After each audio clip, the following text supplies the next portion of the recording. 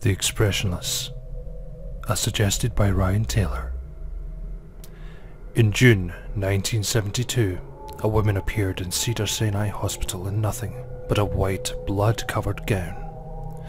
Now this in itself should not be too surprising, as people often have accidents nearby and come to the nearest hospital for medical attention.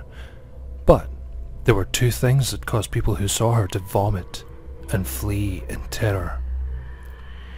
The first being that she wasn't exactly human. She resembled something close to a mannequin, but had the dexterity and fluidity of a normal human being. Her face was as flawless as mannequins, devoid of eyebrows and smeared in makeup. There was a kitten clamped in her jaw so unnaturally tight that no teeth could be seen, and the blood was still squirting out over her gown and onto the floor.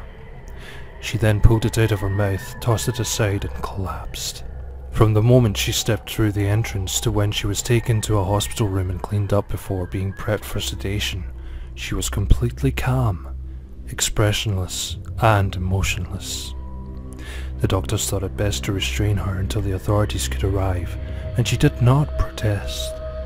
They were unable to get any kind of response from her, and most staff members felt too uncomfortable to look directly at her for more than a few seconds. But the second the staff tried to sedate her, she fought back with extreme force. Two members of staff had to hold her down as her body rose up in the bed with that same blank expression. She turned her emotionless eyes towards the male doctor and did something unusual. She smiled.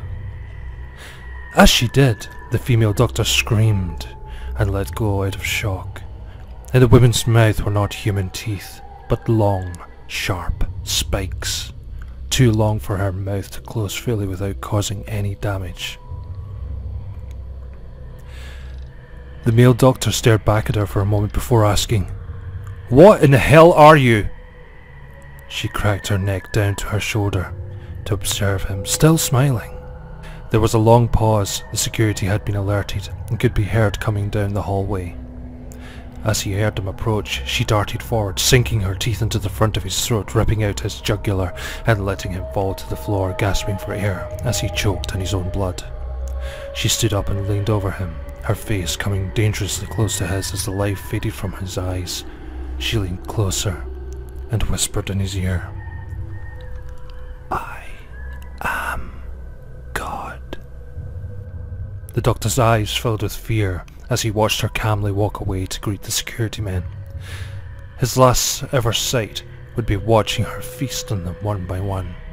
The female doctor who survived the incident named her the Expressionless. There was never a sighting of her again.